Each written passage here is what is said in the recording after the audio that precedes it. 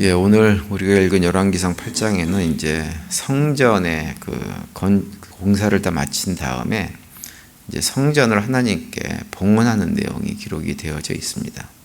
그리고 이제 오늘 우리가 읽은 본문은 뭐냐면 성전 봉헌식을 하기에 앞서 가지고 성전에 있는 기물 중에서 가장 중요한 기구인 법궤를 지성소로 옮겨 놓는 내용이 기록이 되어져 있죠.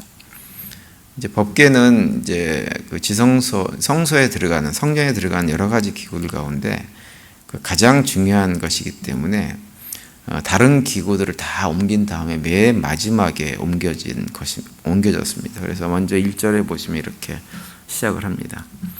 이에 솔로몬이 여호와의 언약궤를 다윗성 곧 시온에서 메어 올리고자 하여 이스라엘 장로와 모든 지파의 우두머리 곧 이스라엘 자손의 족장들을 예루살렘에 있는 자기에게로 수집하니라고 이제 시작을 하는데요. 여기서 보시면 다윗성이라고 언급한 내용이 나오는데요. 이 다윗성은 예루살렘 동남쪽에 자꾸 위치한 어떤 구릉입니다. 그런데 이제 그곳에 본래는 그 지역을 여부스라고 하는 원주민이 이렇게 살고 있던 곳인데 그걸 다윗이 빼앗았죠.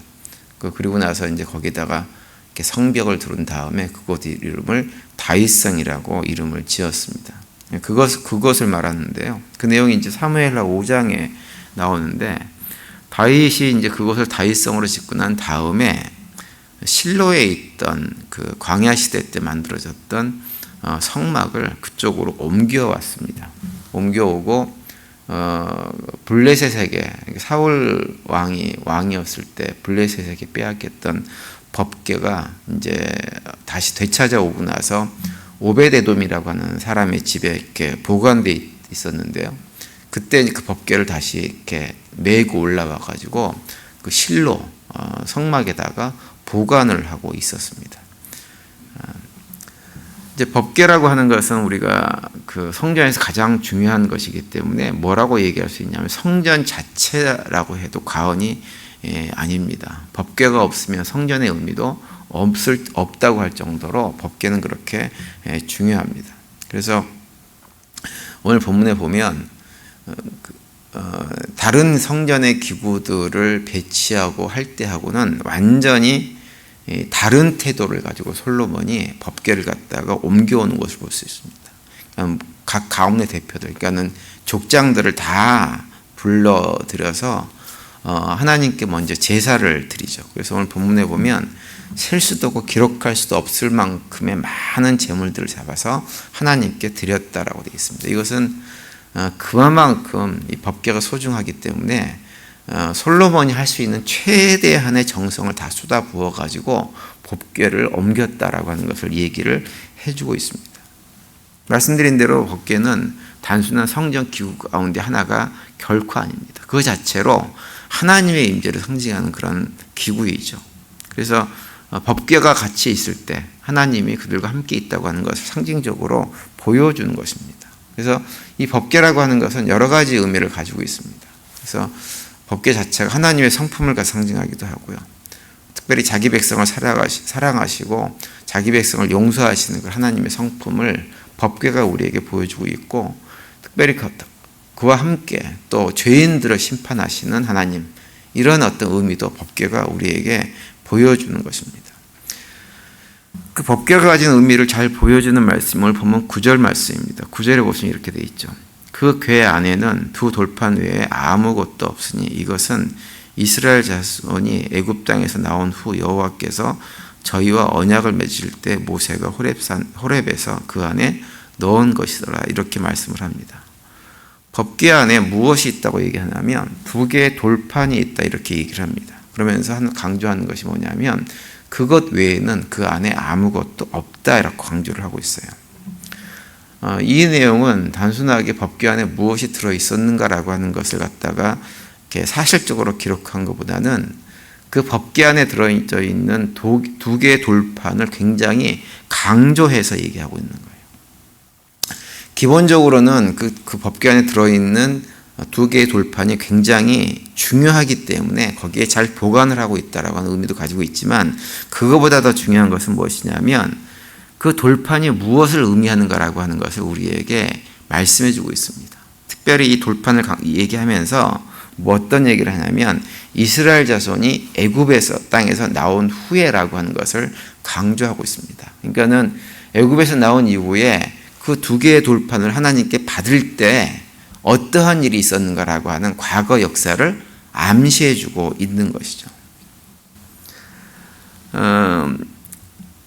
이 두 개의 돌판이 어떤 의미를 가지고 있냐면 이 본래는 이 두 개의 돌판이 이렇게 두 번 만들어졌던 것을 우리 기억하실 거예요 아마. 처음에 하나님께서 돌판을 이렇게 만들어 주실 때는 어떻게 하셨냐면 하나님께서 직접 두 개의 돌판을 직접 다듬으셨어요. 다듬으셔가지고 모세가 호렙산에 올라왔을 때 거기에다가 직접 하나님께서 글을 써가지고 율법을 모세에게 주었습니다. 그런데 그렇게 처음에 하나님께서 다 돌판을 다듬어가지고 직접 글을 쓰셔가지고 정성스럽게 만들어준 돌판을 어떻게 했냐면 모세가 그것을 갖다가 부숴버렸습니다. 그 내용이 이제 출애굽기 32장 19절에 이렇게 기록되어 있습니다. 진에 가까이 이르러 그 송아지와 그 춤추는 것들을 보고 크게 노하여 손에서 그 판들을 산 아래로 던져 깨뜨리니라 이렇게 기록을 하고 있어요. 우리가 이 내용의 배경을 잘 알고 있죠. 모세가 하나님께 율법을 받기 위해서 산에 올라간 이후에 하도 오랫동안 내려오지를 않으니까 밑에 있던 백성들이 두려워하기 시작했습니다. 모세도 보이지 않고 하나님도 안 계신 것 같고 그러니까 어떻게 했냐면 산 밑에 있던 사람들이 금송아지 우상을 만들어 가지고 그것이 자신들을 애굽 땅에서 인도해내는 신이다 라고 주장을 하면서 그 우상에다가 제물을 바치고 제사하고 축제를 벌이고 하는 일들을 산 밑에서 이스라엘 백성들이 행했습니다. 그렇게 하고 있는 것을 산에서 내려오던 모세가 보고 나서 화가 나서 하나님께서 직접 만들어주신 돌판을 산 밑에다가 집어 던져가지고 완전히 박살을 내버린 거예요. 그런 다음에 이제 그 우상숭배 문제가 모세가 내려와가지고 다 정리를 한 다음에 하나님께서 다시 모세에게 산 위로 올라오라고 명령하십니다. 그러면서 하시는 말씀이 이번에는 네가 직접 돌판을 잘 다듬어가지고 두 개를 만들어서 가지고 올라오라 이렇게 요구를 하시고 모세가 가지고 올라온 돌판에다가 하나님께서 그때 다시 율법을 기록해서 모세에게 주고 모세가 그래서 받아가지고 다시 산 밑으로 내려오게 되어집니다. 그러니까는 이 법궤 안에 들어있는 그 두 개의 돌판이라고 하는 것은 바로 이스라엘 백성들의 그 역사를 돌아보게 하는 돌판입니다. 그 역사는 어떤 역사냐면 이스라엘 백성들이 자랑스러운 역사가 아니라 이스라엘 백성들의 입장에서는 참으로 부끄러운 죄악의 역사인 거예요. 그런데 하나님은 어떻게 하시냐면 그런 부끄러운 죄악의 역사를 이스라엘 백성들이 그러니까 두고두고 기억하고 자신들의 죄악을 돌아보도록 하지를 않으셨어요. 어떻게 하셨냐면 그 두 개의 돌판을 법궤 안에 집어넣고 그 위에다가 뚜껑을 만들어가지고 완전히 닫아서 그 안을 들여다보지도 못하게 만들어 버리십니다. 우리가 그 법궤 모양을 통해서 알 수 있는 것은 무엇이냐면 하나님은 어떤 분이시냐면 우리의 죄의 역사를 덮어주시는 분이라고 하는 거예요. 그래서 그 법궤 자체가 무엇을 우리에게 보여주냐면 우리에게 베풀어 주신 하나님의 사랑과 은혜를 우리에게 그대로 보여주는 것입니다. 우리가 회개를 하면 하나님은 우리의 죄를 기억조차 하지 않으시는 분이고 우리도 과거 죄의 역사에 매여가지고 거기에 전전긍긍하며 사는 것을 하나님께서 원하시지 않는다고 하는 것을 법궤를 통해서 우리에게 보여주고 있는 거예요. 그러면서 이제는 더 이상 죄에 매여 살지 말고 그 죄를 덮어주시는 하나님의 사랑과 은혜를 바라보고 살기를 주님께서는 원하시는 것입니다. 그래서 우리가 살아가면서 과거에 지은 죄 때문에 자꾸 죄를 돌아보고 그것 때문에 낙심하고 또 무슨 일만 생기면 내가 과거에 지은 죄 때문에 이런 일이 벌어지지 라고 하는 삶을 살기를 하나님은 원하지 않으세요. 나의 죄만 그런 것이 아니라 다른 사람이 지은 죄도 마찬가지입니다. 다른 사람이 과거에 어떤 죄가 있는 것을 가지고 그걸 계속해서 들춰내가지고 또 문제 삼고 또 문제 삼고 지적하고 책망하고 하는 것이 아니라 하나님께서 우리의 죄를 덮어주신 것처럼 우리도 피차의 죄악들, 잘못들, 과거에 범한 죄들을 덮어주는 삶을 살기를 원하세요. 덮어주고 씻어주는 삶. 그래서 예수님께서 제자들의 발을 씻겨주시는 본을 보여주신 것입니다. 사도행전 10장에 보면 하나님께서 베드로를 이방인 고넬료에게 보내시기 위해서 환상을 보여주시면서 그때 하신 말씀이 무엇이냐면 하나님이 깨끗하게 하신 것을 속되다 하지 말라, 이렇게 하나님께서 베드로에게 말씀하시는 장면을 볼 수가 있습니다. 하나님께서 깨끗하게 하셨으면 그것으로 끄셔야 됩니다. 깨끗하게 하셨는데도 우리는 계속해서 아닙니다, 속됩니다, 악합니다, 죄악 덩어리입니다 라고 얘기하지 말라라고 하는 거예요. 하나님께서 우리를 은혜로, 사랑으로 용서해 주셨으면 그 사랑과 은혜, 용서해 주신 그 은혜를 기억하면서 살기를 원하는 거죠. 그런데 그렇게 하지 않고 자꾸 그걸 갖다 들여다보면 어떤 일이 벌어지느냐, 이 땅에 살면서도 하나님 백성다운 삶을 살지 못하고 마치 영적으로 죽은 자처럼 삶을 살 수밖에 없게 되어지는 것입니다. 사무엘상 6장에 보면 베스메스 사람들이 하나님의 법궤가 이 블레셋 사람들에게 이렇게 빼앗겼다가 다시 돌아온 이후에 베스메스 사람들이 그 법궤 안을 갖다가 뚜껑을 열어서 들여다보는 일을 행합니다. 그때 어떤 일이 벌어지냐면 법궤 안을 들여다보다가 5만 70명이 목숨을 잃는 사건이 벌어지게 되어져요. 사무엘상 6장 19절에 보시면 베스메스 사람들이 여호와의 궤를 들여다본 까닭에 그들을 치사 5만 70명을 죽이시니라. 여호와께서 백성을 쳐서 크게 사륙하셨으므로 백성이 슬피 울었더라, 이렇게 기록을 합니다.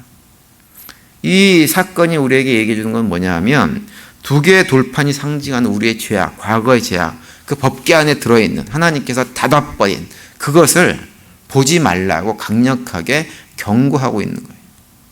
우리의 죄악의 역사를 법궤 안에 집어넣고 하나님의 사랑과 은혜로 다 덮어버렸는데, 예수 그리스도의 대속의 은혜로 덮어버렸는데 그것을 갖다가 다시 뚜껑을 열어가지고 들여다본다고 하는 것은 무엇이냐면 하나님의 대속의 은혜를 거부하고 거역하는 것과 똑같은 것이기 때문에 그것을 들여다본 많은 사람들이 하나님께서 죽게 만드는 심판을 행하셨다고 하는 것이 이 사무엘상 6장의 내용의 기록인 것입니다.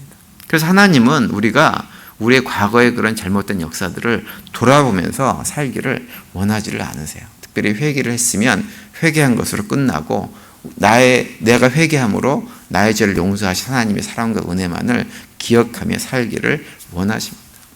따라서 오늘 하루 또 지내시면서 하나님께서 깨끗하게 하신 것을 우리에게 베풀어 주신 그 은혜를 저버리는 삶을 살지 않게 되기를 간절히 바랍니다.